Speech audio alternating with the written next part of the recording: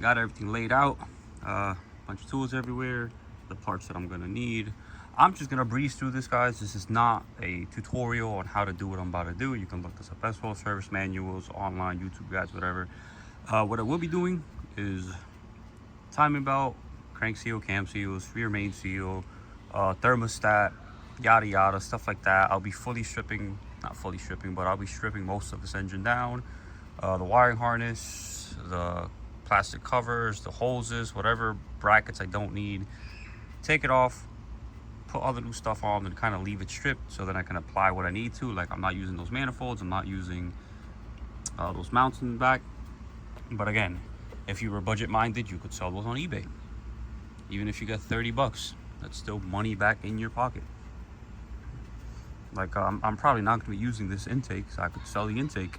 So the intake covers, these plastic covers, are $30-40 on eBay. I've seen them sell. I've sold a couple. So again, I paid $250 for the engine, no oil pan, but I have a brand new oil pan that has to get installed as well. Budget minded, in there, budget minded. That is a B16 Del Sol. That is sold though. Nice car.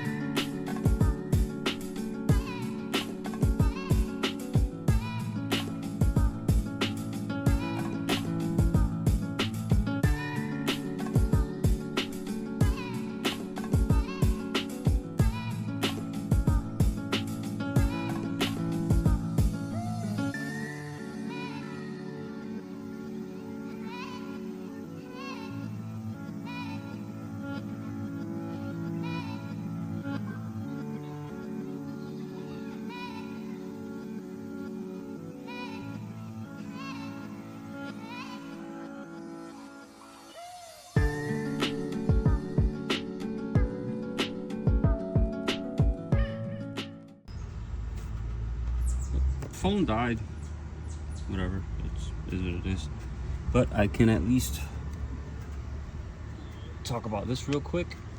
This is from Parkland, I forget. I normally get P2R, but they had gold, and the theme for this car is green and gold, so I said fuck it, whatever. Same price roughly, it's $100. A manual tensioner. Why? The automatic one is hydraulic fill. For daily drivers and everyday car, it's fine, but for a car that you're gonna bang, see, this one's already starting to weep. See the oil. For a car you're going to be banging limiter and all that other fancy stuff, you want a manual tensioner, because that will fail, and when it does, you're going to have either a broken motor or a lot of not nice noises. So it's pretty simple, you know. You just see, you can move the belt. I mean, yeah, it tightens the belt.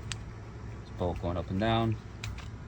That is a requirement. That's a non-negotiable in my part. I pot calling kettle black on my EF. I didn't do it because everything was freshly done, just like this one. So I was lazy, but I would do that.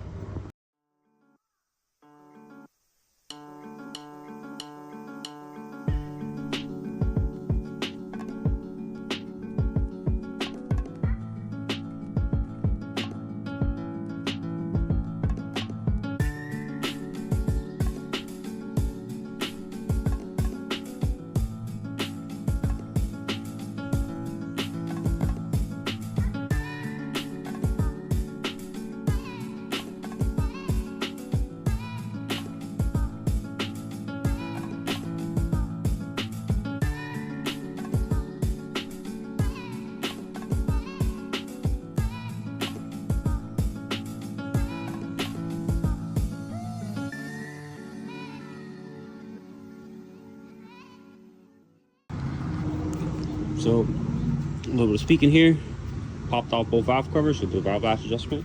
But again, 250 bucks, guys. I want to also show you this. As you can see, the back head is dirtier. gold in it. It's still perfect, but compared to the front, something's wrong there, right? Well, it's every engine I've opened has been like this. Working theory that I've discovered, that I've talked about with a couple of other racers. You can see a lot of carbon trying to build up there. It's the positive crank ventilation valve that's on this side. So, you know, the engine burns, and then the valve, all the EGR shit ends up here, and then the valve just kind of sucks it into the intake. So, general theory is that the rear head runs dirtier. Not a concern if you see something like this, but it is what it is.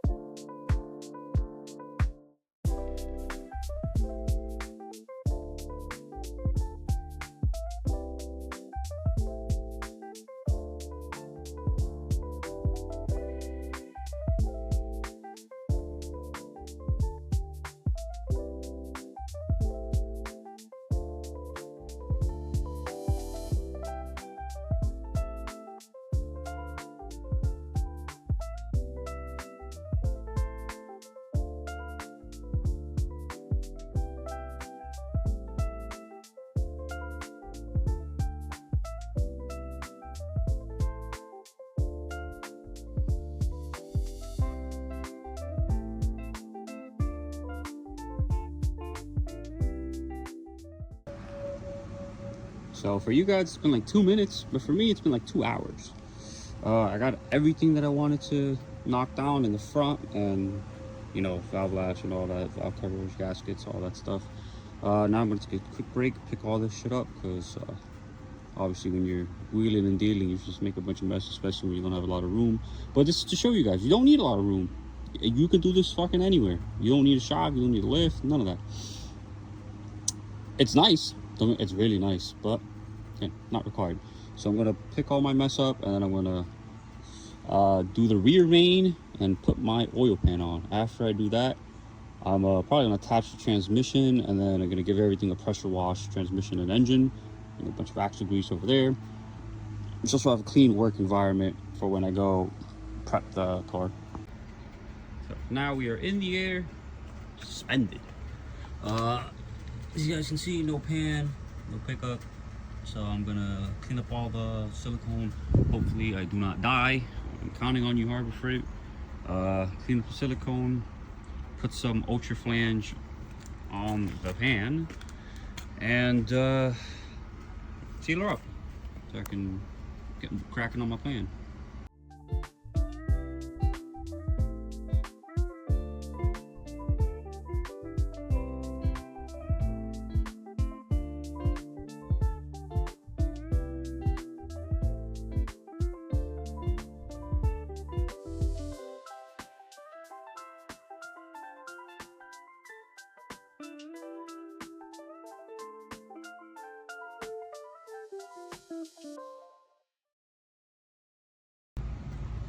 Alright, that wasn't that bad. Got my ultra flanged, the ultra flange, know what I mean, guys? So all the bolts are kind of tight, not tight, just whatever, little tap. I'm gonna let it set for a bit, go back, give them all one final tightening, then work on the transmission. Alright, so we are at the clutch and flywheel portion. As you guys are aware, the stock option, the dual mass option, is like $7-ish, $8-ish, $100 for the flywheel and the clutch kit. It's over $1,100 OEM, and it's almost $3,000-$4,000 if you're getting like a J37 or some shit. But honestly, that's beyond the scope of this guide. But this is my way to do a single mass, stock feeling, akin to B series clutch setup. So right there, like I've linked in the guide, that is an XTD single mass flywheel. It's not a lightweight flywheel, it's lighter than stock. It weighs about 21 pounds, stock is about 29-30. So it's 9 pound savings, significant, but it's not like a 10 pound, 11 pound, 15 pound like you can find online. But it costs $200. Other flywheels that are single mass are between $700 and $1,100. All right, so again, budget, so you gotta save the money where you can. That dual mass stuff tends to slip. I don't like it. Let me close my Honda bond before it dries out. See, this is pro closing. So that's the flywheel. The clutch disc. Normally the clutch discs that you can buy are like this. They are full-faced with no springs here. So you guys gotta remember, no springs here, and there's no springs in the flywheel. There's no dampening. The clutch is gonna feel like an on and off switch. It can hold more power reliably because the springs are a weak point, but for most people you want the springs, you don't want an on and off switch. So my solution that I've kind of brainstormed here and there, some help with some other people, this is a J series, and then we have here a B series. This is a B series $40 eBay XCD sprung clutch disc.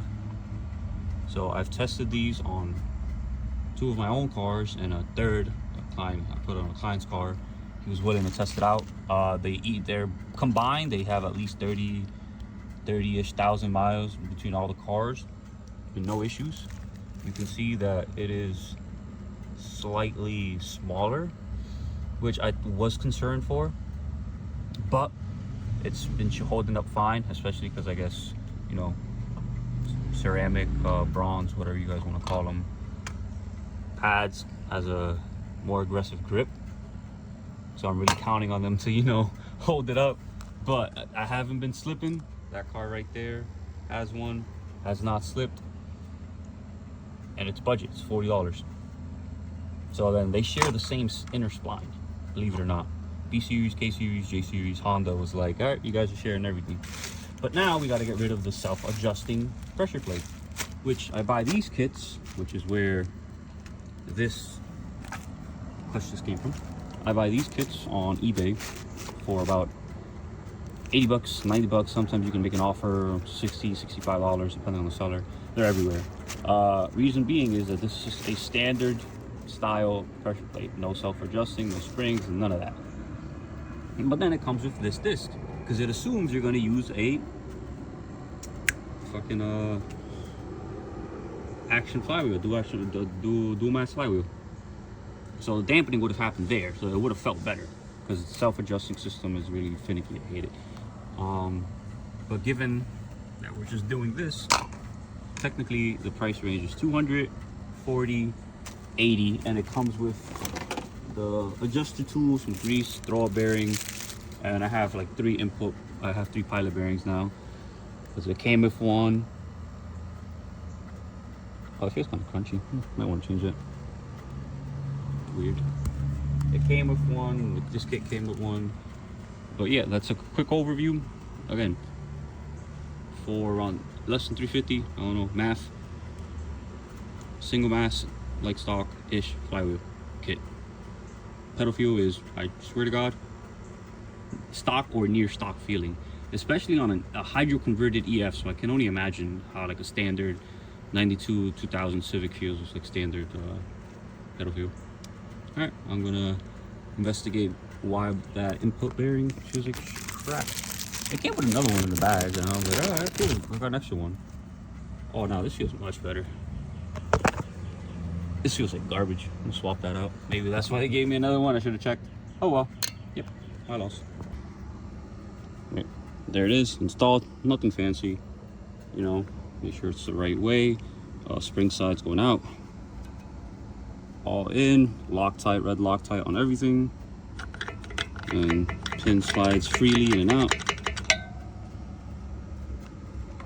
And that's it. Ready for a transmission. But first off, it's ready for me to clean the frick up again. Jesus Christ.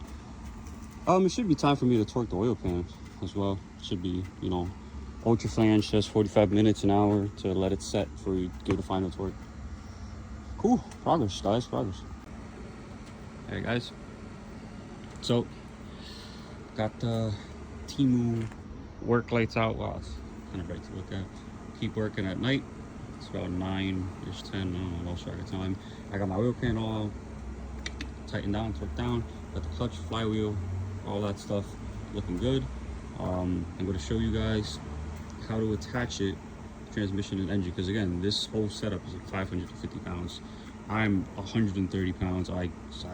Dude, I can't lift that engine. Can barely lift the transmission. But normally I try to use the engine hoist to lift the transmission up and kind of work it in there. Works harder, not harder. But just gave out. All the seals are cooked. You guys should give me YouTube money so I can buy a new RAM. But you know, haha, didn't give out when I was under it. La la la la la. Playing dangerous game. Anyways, make sure that you have the correct amount of dowels. You have the one dowel there, and then on that other side, this is the pin for this right here. Because if you have a dowel here and a dowel there, you're gonna be like, oh, why doesn't the fucking go in? And then you're gonna be cursing yourself out. There's three methods. There's the hoist. There's just picking it up, benching it in, and hoping for the best. Which I try that sometimes, and I get a good rest. Or if that one is, you know, you can't do it, maybe bad back or whatever, you can take a lower profile or even regular jack, something hardy, coming from your dominant hand with the transmission and kind of just jack it up and introduce it.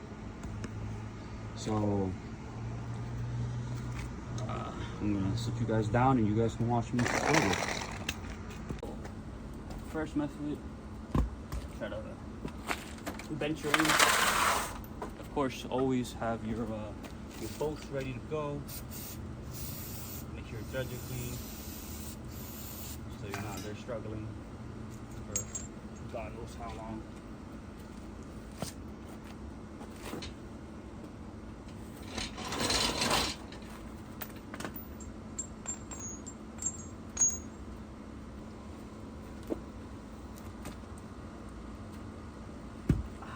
I'm tired. I don't want to do that.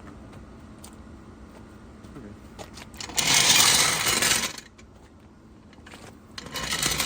This one is like very smarter, not very harder.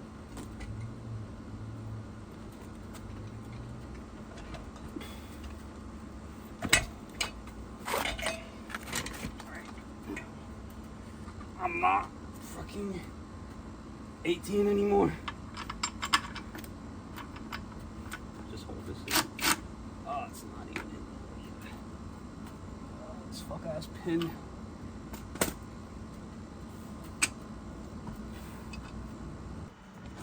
Alright, so my issue was that this pin was broken.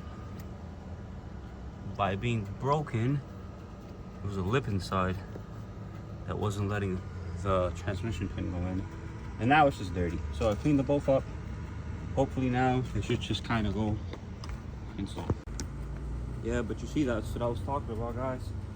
Making sure that the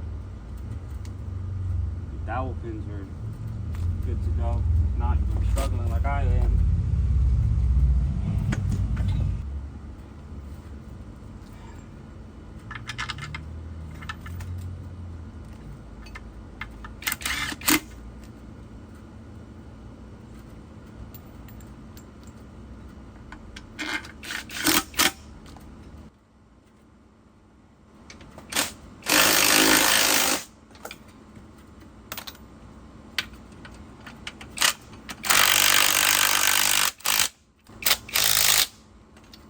Normally I don't like using the bolts to bring it in, but my pins are being really lame. So that's what I did. But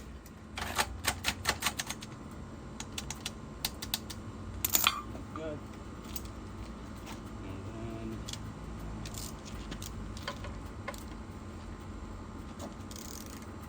watch for